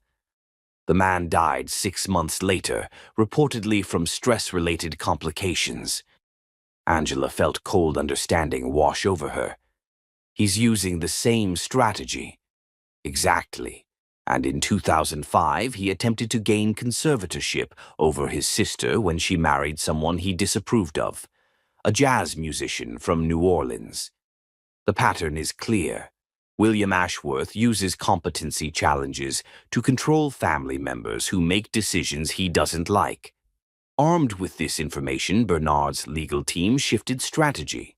Instead of just defending his competency, they went on the offensive, painting William as a manipulative man with a history of using the courts to control others. The competency hearing was scheduled for a cold March morning in Cook County Court. Angela sat in the gallery, her hands clenched in her lap, watching the man she loved fight for his fundamental right to make his own choices. William Ashworth's lawyers presented their case with polished efficiency. They called neurologists who testified about potential long-term effects of traumatic brain injury. They presented business analysts who questioned Bernard's recent charitable focus. They brought in a psychiatrist who suggested Bernard's marriage to his former nurse showed impaired judgment regarding appropriate relationships. Angela wanted to scream at every insinuation, every suggestion that loving her was proof of mental instability. But Bernard's defense was masterful. His lawyers called colleagues who testified to his continued brilliance in business matters. They presented financial analysts showing that his charitable initiatives had actually increased company value and employee satisfaction. They brought character witnesses who spoke to his clear thinking and sound judgment. Dr. Patricia Williams, the neurologist who'd overseen Bernard's recovery, delivered particularly powerful testimony. "Mr. Ellison's cognitive function has returned to baseline levels," she testified. "His decision-making capacity, memory, and judgment all test within normal ranges." The personality changes described by the petitioner, increased empathy, greater focus on relationships, expanded charitable interests, aren't signs of brain damage. They're signs of emotional growth and recovery from grief. When Bernard took the stand, he spoke with quiet dignity about his recovery, his marriage, and his vision for using his wealth to create positive change. "Your Honor," he said, "I've been accused of having impaired judgment because I fell in love with my nurse and chose to use my wealth to help others. If those are signs of mental incompetence, then I'm proud to be incompetent." He spoke eloquently about Angela's character, about the experimental treatment that was saving Carmen's life, about his decision to restructure his company around affordable medical technology.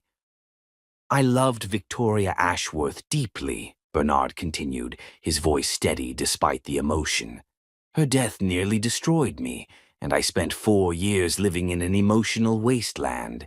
Angela didn't damage my judgment. She restored it. She reminded me that life is about more than accumulating wealth and power." When Angela was called to testify, she spoke honestly about their relationship, their professional beginnings, and their personal growth. I fell in love with Bernard's heart, not his bank account, she said simply. Everything we've built together has been based on mutual respect, shared values, and genuine affection. Our marriage wasn't the result of impaired judgment. It was the result of two people choosing to build something beautiful together. David's research proved crucial when Bernard's lawyers presented evidence of William's pattern of using competency challenges to control family members. The pattern was damning, showing a man who weaponized the legal system against anyone who defied his wishes. The judge's ruling was swift and decisive. The court finds no evidence that Mr. Ellison lacks the mental capacity to manage his affairs, Judge Harrison announced.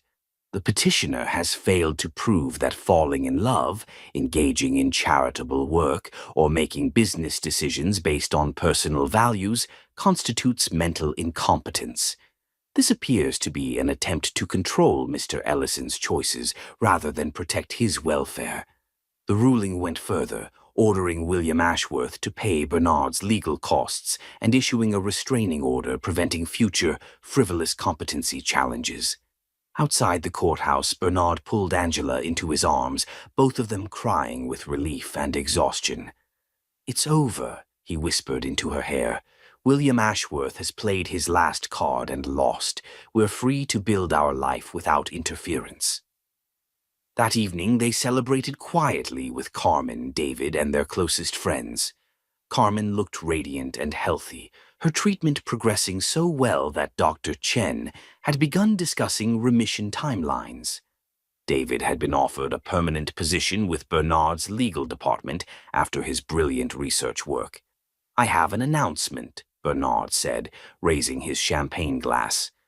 "Angela and I have decided to establish the Victoria Ashworth Foundation for Medical Innovation, a division of our company dedicated to developing and distributing life-saving medical devices at cost to communities that can't afford traditional health care."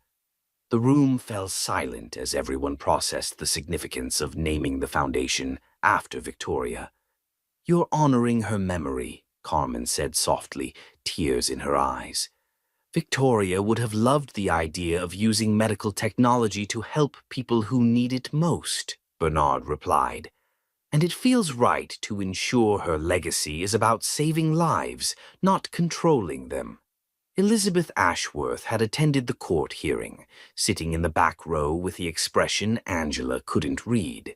Afterward, she'd approached them outside the courthouse. "I owe you both an apology," Elizabeth had said quietly. "William and we were so afraid of losing Victoria's memory that we tried to preserve it by controlling yours.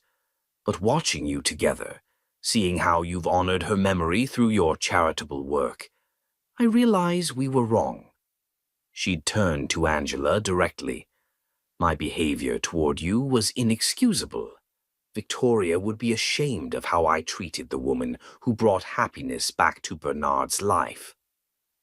The conversation had been brief but meaningful, suggesting that perhaps not all of Victoria's family was determined to destroy their happiness. 3 months later, Bernard and Angela hosted their official wedding reception at the Chicago Botanic Garden. Carmen was officially in remission, glowing with health as she danced with her new son-in-law. David gave a toast about his sister finding a man worthy of her strength and compassion. Elizabeth Ashworth attended, bringing a beautiful crystal vase that had belonged to Victoria, not as a guilt gift, but as a genuine blessing. "I want you to have this," Elizabeth had said to Angela. "Victoria believed that love creates more love, that opening your heart doesn't diminish what came before, but expands what's possible. I think she would want you to have something beautiful for your new home." As Angela and Bernard danced to the same song they'd chosen in the hospital chapel months earlier, they reflected on the journey that had brought them together. They'd survived medical crisis, corporate betrayal, family interference, and legal warfare. They'd proven their love could withstand any test. "Any regrets?" Bernard asked, echoing their wedding night question. "Only that it took a car accident to bring us together," Angela replied. But then again, maybe some things are worth waiting for. Looking around at their celebration, Carmen healthy and laughing, David proud and successful, Elizabeth finally at peace with their relationship, Angela realized they'd built something extraordinary. Not just a marriage, but a family. Not just love, but a legacy. The hardest battles were behind them. Now they could focus on the beautiful life ahead, built on a foundation strong enough to weather any storm. Chapter 8. New Beginnings. 8 months after their courtroom victory, Bernard and Angela had settled into married life with the joy of people who'd fought for their happiness and won. Carmen was in full remission. David had been promoted to senior associate at his law firm, and their charitable foundation was already funding medical research projects across the country. But their peace was threatened when a business crisis forced Bernard to make choices that would test their relationship in new ways. The FDA is blocking approval for our new cardiac device, Bernard announced, entering their penthouse after a brutal day of meetings. Apparently, someone's been feeding them false safety data, trying to torpedo our biggest product launch. Angela looked up from the foundation grant applications she'd been reviewing. Who would do that? My best guess? Medicorp Industries. They're launching a competing device next quarter, and our technology is significantly better. Bernard loosened his tie, looking exhausted. The FDA review could take 6 months to resolve, which would kill our launch window and cost us approximately $50 million in lost revenue. Can you fight it? I'm going to have to, Bernard said grimly. Which means the next few months are going to be intense. 18-hour days, constant travel, legal battles, media management. Everything I swore I'd never put you through again. Angela felt a familiar chill. She'd seen what Bernard's work obsession could do to his health and their relationship. But this was different. This was external sabotage threatening the company they'd built together. What do you need from me? She asked simply. Bernard's expression softened with love and gratitude. Your patience, your understanding, and maybe your help. You understand medical devices better than anyone on my staff, and you know the real-world applications better than any consultant. Over the following weeks, Angela found herself drawn deeper into Bernard's business world. She attended FDA meetings, reviewed technical specifications, and helped craft arguments about real-world medical benefits. Her nursing background proved invaluable in demonstrating how their device could save lives in ways competitors' products couldn't match. You're a natural at this, Bernard said one evening as they worked late in his study, surrounded by technical documents and legal briefs. Have you ever considered making this transition permanent? You mean leave nursing? Angela asked, surprised by the suggestion. I mean expand your role. Keep working at the foundation clinic, but also help run the business side. We make a good team, Angela, in everything. The idea was tempting but terrifying. Angela had built her identity around nursing, around caring for people directly. Moving into corporate leadership felt like betraying everything she'd worked for. Their conversation was interrupted by an urgent call from Dr. Chen in Baltimore. Mrs. Ellison, I need to speak with you about your mother's latest scans. Dr. Chen's voice was carefully controlled. Could you come in tomorrow morning? Angela's blood turned cold. Carmen had been doing so well, her remission so complete, that they'd started believing the cancer was truly beaten. What kind of scans? Angela asked, her hand trembling as she gripped the phone. Routine follow-up imaging showed some concerning shadows. They could be nothing, but I want to run additional tests to be certain. The drive to Baltimore felt endless. Carmen met them at the hospital looking worried but trying to stay positive for her daughter's sake. I'm sure it's nothing, Carmen said as they waited for Dr. Chen. Just scar tissue or something normal. But Dr. Chen's expression when she entered the consultation room told a different story. I'm afraid the cancer has returned, she said gently. Small tumors in the liver and lungs. The good news is that we caught it very early, and the tumors are small. The challenging news is that this suggests the cancer is more aggressive than we initially thought. Angela felt the world tilt beneath her feet. After everything they'd been through, after the successful treatment and months of remission, the cancer was back. What are our options? Bernard asked immediately, his hand finding Angela's. Another round of the experimental treatment, but with modifications to address the new presentation. The success rate for second treatments is lower, about 30% chance of long-term remission. And the cost? Dr. Chen hesitated. Cost isn't a factor, Bernard said firmly. It's approximately 600,000 for the modified protocol, Dr. Chen continued. Insurance definitely won't cover it, since it's still experimental. Angela closed her eyes, overwhelmed by the numbers and the implications.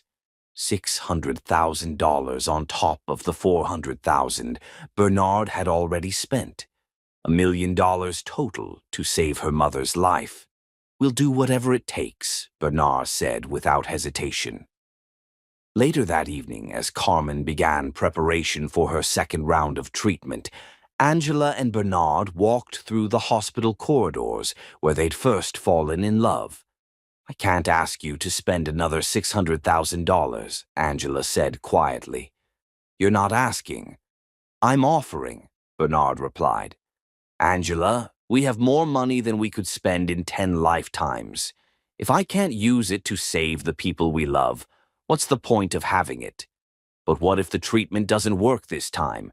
What if we're just throwing money at an impossible situation? Bernard stopped walking and turned to face her. Then we'll have thrown money at hope. We'll have given your mother the best possible chance. And we'll have done everything we could with the resources we have. His words echoed something Angela's father had once told her. You can live with anything except regret for chances you didn't take. Okay, she said, leaning into his strength. We fight again. Carmen's second treatment was more difficult than the first. The modified protocol was aggressive, with severe side effects that left her weak and nauseated. Angela took leave from her foundation work to be with her mother full-time, while Bernard managed both the FDA crisis and the family medical emergency. I feel like I'm failing everyone, Angela confessed to Bernard one night after a particularly difficult day at the hospital.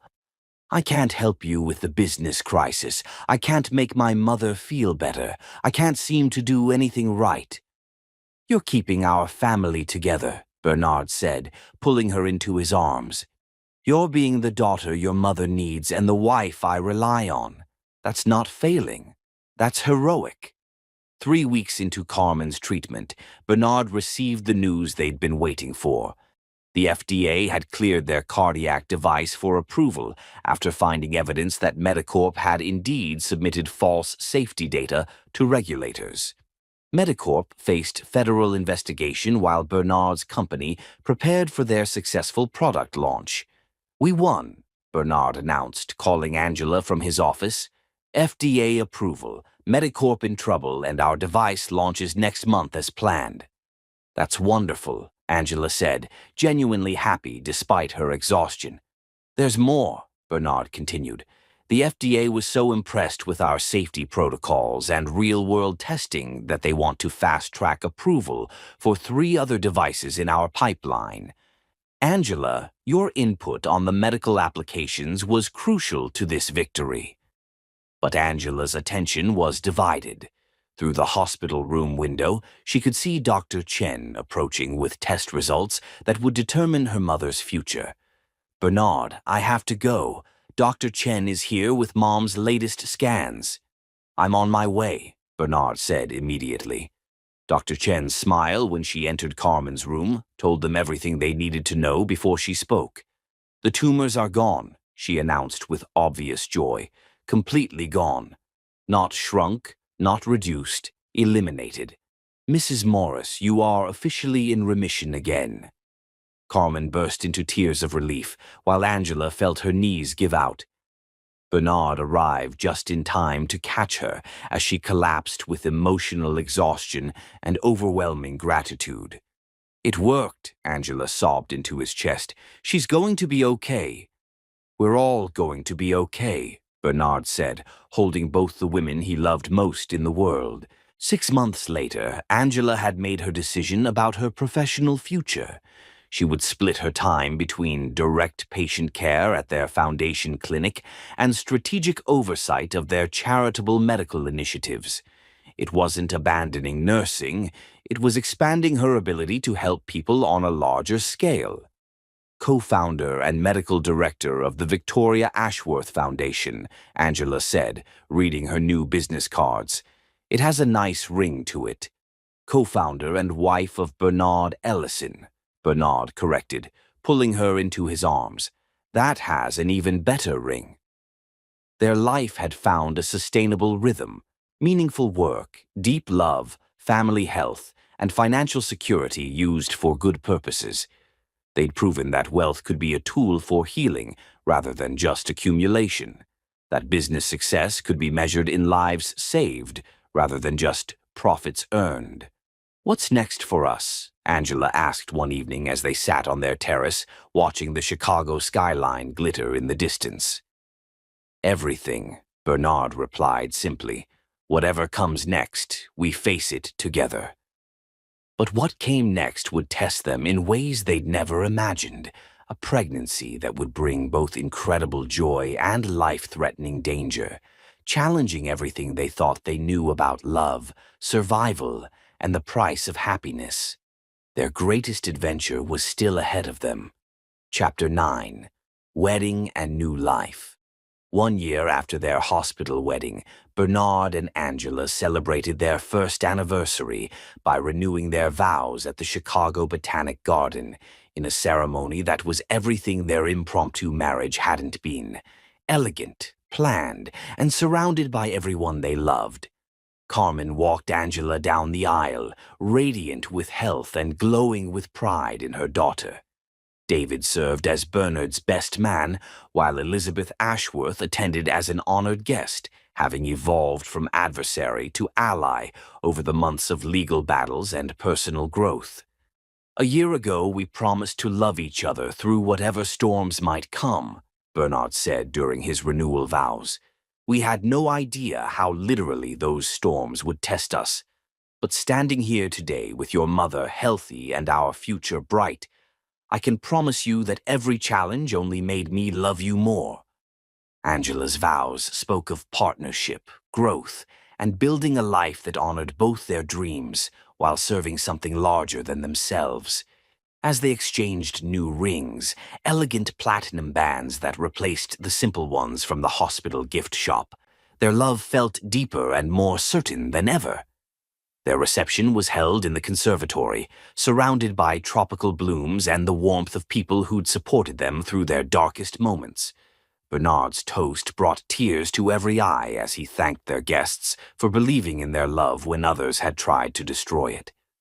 But the evening's biggest surprise came during the dancing, when Angela pulled Bernard aside with news that would change everything. I have an anniversary gift for you, she said, leading him to a quiet corner of the conservatory. Angela, you already gave me a gift, Bernard protested, touching the vintage watch she'd given him that morning, her father's watch, restored and inscribed with their wedding date. This is different, Angela said, her eyes sparkling with excitement and nerves. She handed him a small wrapped box. Bernard opened it to find a tiny pair of baby shoes and a folded piece of paper. When he unfolded it, he saw an ultrasound image dated the previous week. You're pregnant, he whispered, his voice filled with wonder. 8 weeks, Angela confirmed, watching his face cycle through shock, joy, and overwhelming emotion. Due in June. Our baby's going to be a summer baby. Bernard swept Angela into his arms, spinning her around as their guests applauded, having figured out the reason for their sudden joy. When he set her down, there were tears streaming down his face. "I love you," he said, his hands already moving protectively to her still flat stomach. "I love both of you." The pregnancy progressed beautifully for the first 5 months. Angela glowed with health and happiness, working reduced hours at their foundation, while Bernard handled more of the business operations. They spent evenings preparing the nursery, reading parenting books, and marveling at ultrasound photos that showed their growing child. "Boy or girl?" Bernard asked during one of their nightly conversations, his hand resting on Angela's expanding belly. "As long as the baby's healthy, I don't care," Angela replied. "Although the way this little one moves, I have a feeling we're in for quite an adventure." "Active babies become active children," Bernard observed, feeling a particularly strong kick against his palm. "Our kid's going to keep us on our toes." Their foundation clinic was thriving, providing free healthcare to thousands of families while pioneering new approaches to community medicine. Angela's blend of nursing expertise and business acumen had proven invaluable in creating programs that actually worked for the people they served. "You were right about expanding my role," Angela told Bernard one evening as they reviewed grant applications together. "I love direct patient care, but being able to help people on this scale, it's incredible." "You're incredible," Bernard corrected, watching her organize funding for a new pediatric wing with the same dedication she'd once brought to individual patients. At 7 months pregnant, Angela began experiencing concerning symptoms during a busy day at the clinic. She initially dismissed them as normal pregnancy discomfort, back pain, occasional dizziness, mild swelling. But when she nearly fainted during a patient consultation, her colleague Dr. Martinez insisted on immediate evaluation. "Your blood pressure is elevated," Dr. Martinez said with concern, reviewing Angela's vital signs. "Not dangerously high yet, but concerning for someone in their third trimester." "It's probably just stress," Angela said, trying to downplay her symptoms. "We've been working long hours and I haven't been sleeping well." "Maybe, but let's be safe. I want you to see your obstetrician today, not next week."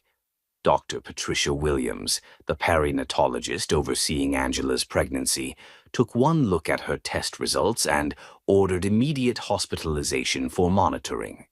"Your blood pressure has spiked significantly, and your urine shows protein. Both signs of developing preeclampsia," Dr. Williams explained. "It's manageable if we catch it early, but it can become dangerous quickly." Bernard arrived at the hospital within the hour, his face tight with controlled fear. "How dangerous?" "Preeclampsia can progress to eclampsia, which involves seizures and can be life-threatening for both mother and baby," Dr. Williams said honestly. "The only cure is delivery, but at 32 weeks, early delivery carries its own risks." The next few days became a careful balancing act, monitoring Angela's condition while hoping to buy time for their baby's development. Bernard barely left her side, working from her hospital room while coordinating both business operations and medical care. "I'm scared," Angela admitted one evening as they watched the fetal monitor show their baby's steady heartbeat. "What if something happens to the baby? What if something happens to me?" "Nothing's going to happen," Bernard said firmly, though his eyes reflected her fear. "We have the best doctors, the best hospital, the best care money can buy. We're going to get through this together." But Angela's condition deteriorated rapidly over the next week. Her blood pressure continued climbing despite medication.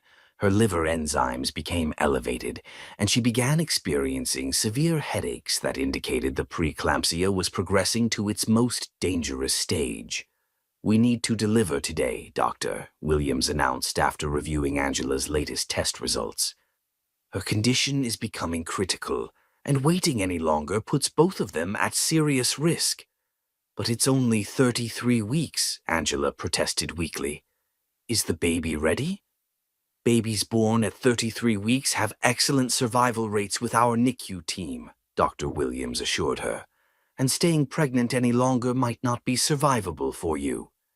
As Angela was prepared for surgery, she gripped Bernard's hand with desperate strength. "Promise me something," she whispered, her voice weak but urgent.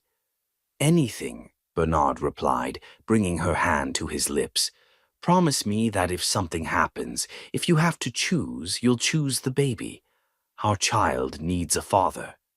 "Nothing's going to happen," Bernard said fiercely. "You're both going to be fine. I refuse to accept any other outcome." "Bernard." "No," he interrupted, his voice breaking. "I've already lost one woman I loved to medical complications. I won't lose you, too. I can't survive losing you." "You will," Angela said with the strength that had first drawn him to her. "You'll love our child enough for both of us if you have to, but I'm going to fight with everything I have to come back to you." As Angela was wheeled into surgery, Bernard felt his world narrow to the waiting room, where he'd spent the most terrifying hours of his life. Carmen and David arrived within hours, providing support and distraction while the surgical team fought to save both the women and children he loved most. "She's the strongest person I know," David said, watching his brother-in-law pace the waiting room like a caged animal. "If anyone can get through this, it's Angela." "I can't lose her," Bernard said, his voice raw with exhaustion and terror. "She saved my life in every way possible. Without her, I'm nothing." At 3:47 a.m., after 5 hours of surgery, Dr. Williams finally emerged from the operating room. Her scrubs were stained with sweat and exhaustion, but her expression carried cautious relief. "How are they?" Bernard demanded, shooting to his feet. "Your wife is extraordinary," Dr. Williams said with genuine admiration. "She fought through complications that should have been insurmountable. And your baby—" She smiled. "Congratulations, Mr. Ellison. You have a daughter. She's small but strong, breathing on her own and fighting like her mother." Bernard's legs nearly gave out with relief. "They're both okay?" "Angela's critical but stable. The next 24 hours will be crucial for her recovery. But the baby is doing remarkably well for 33 weeks. She's in the NICU for monitoring, but her vital signs are excellent." When Bernard was finally allowed into recovery, he found Angela pale but conscious, her eyes immediately seeking his face. "The baby," she whispered weakly. "Our daughter," Bernard said, tears streaming down his face. "She's perfect, small, but perfect." "A daughter," Angela smiled, tears mixing with exhaustion. "We have a daughter." A nurse wheeled in a tiny incubator, and Bernard's heart stopped at his first sight of his child. She was impossibly small but undeniably alive, her little chest rising and falling steadily, her tiny fingers curled into fists as if she were ready to fight the world. "Meet Emma," Angela said softly, having chosen the name weeks earlier. "Emma Victoria Ellison." Bernard reached through the incubator opening to touch his daughter's tiny hand, overwhelmed by the fierce protectiveness that rose in his chest. This perfect little being was part of him and Angela, a miracle born from their love and determination. "Thank you," he whispered to Angela, leaning down to kiss her forehead gently. "Thank you for fighting, for surviving, for giving me everything I ever dreamed of." "We did this together," Angela corrected weakly. "We're going to raise her together, love her together, show her how to be strong and brave and kind." As Bernard held vigil over his wife and daughter, watching Angela sleep while Emma's monitors beeped steadily, he reflected on the journey that had brought them to this moment. They'd survived accidents, corporate betrayal, family interference, legal battles, and medical crises. Now they had a daughter who would carry their love into the future. The hardest night was over, but their greatest adventure, parenthood, was just beginning. Chapter 10, Miracle of Love. The emergency surgery began at 10:30 p.m. on a cold October night, with Bernard Ellison pacing the waiting room like a man possessed. Angela's preeclampsia had progressed to HELLP syndrome, a life-threatening condition that could kill both mother and baby within hours if not treated immediately. Carmen and David maintained vigil with him, but Bernard was consumed by terror that felt familiar and devastating. He'd lost Victoria to medical complications, and now he faced the possibility of losing Angela and their child to the same cruel randomness that had destroyed his first chance at happiness. "She's going to be fine," Carmen said quietly, watching her son-in-law struggle with demons that went far deeper than tonight's crisis. "Angela's been fighting since the day she was born. She's not giving up now." But Bernard could only think about the last words Angela had spoken before the anesthesia took her. "If something happens to me, promise you'll tell our baby how much I loved them." The surgery was complicated from the beginning. Dr. Williams had warned them that Angela's condition was critical. Her liver was failing, her blood pressure was dangerously high, and the baby was showing signs of distress. What should have been a routine emergency C-section became a fight for two lives. At midnight, a nurse emerged with grim news. "Doctor, Williams wants you to know that Mrs. Ellison's condition is more serious than we initially thought. We're doing everything we can, but the next few hours are critical." Bernard sank into a chair, his head in his hands as he prayed to any deity that might be listening. "I can't lose her," he whispered to David.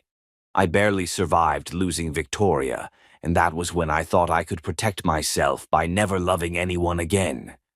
But Angela, she is my heart. Without her, I don't exist." "You won't lose her," David said firmly, though his own voice shook with fear.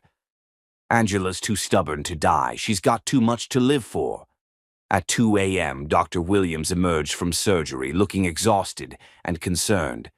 "Mr. Ellison, we've delivered your daughter, and she's doing well considering the circumstances. But Angela..."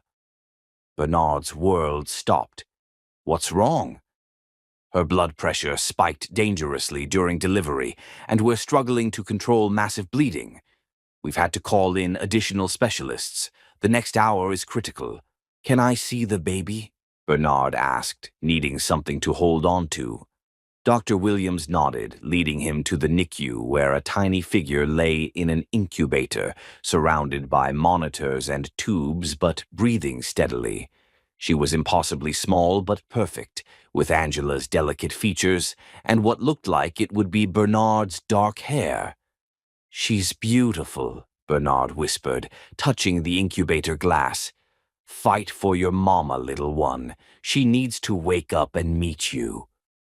He returned to the surgical waiting area, where the minutes crawled by like hours. At 3:30 a.m., another nurse emerged with news that made his blood run cold. "Mr. Ellison, we need you to be prepared. Mrs. Ellison has flatlined twice in the past hour. The team has managed to resuscitate her both times, but her condition is extremely critical."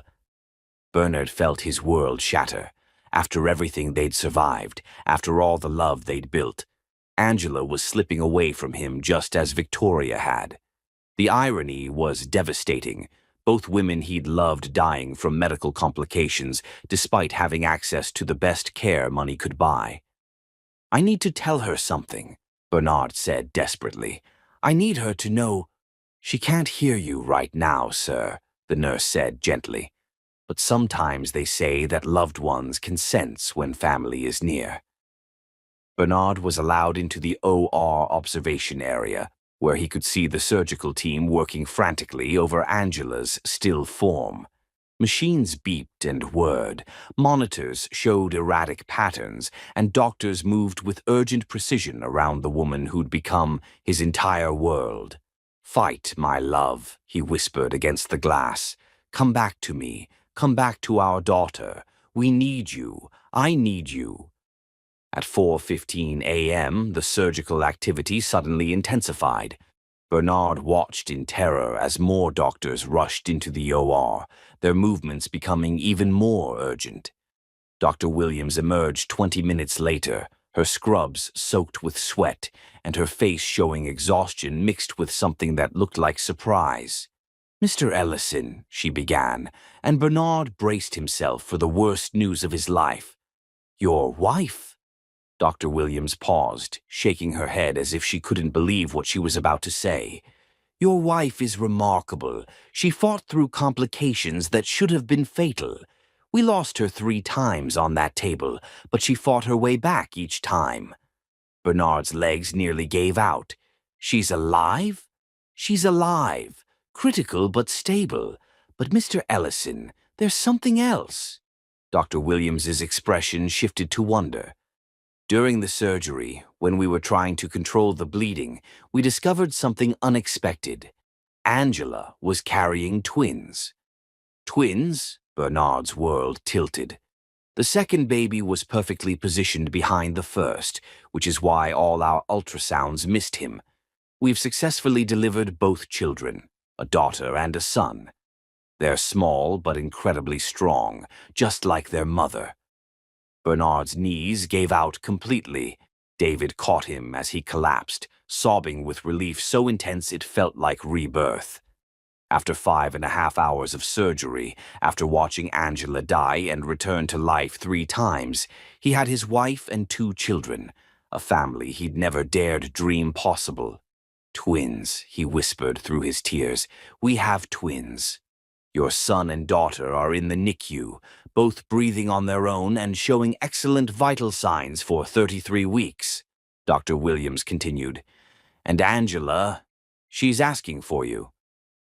The recovery room was quiet except for the gentle sounds of medical equipment.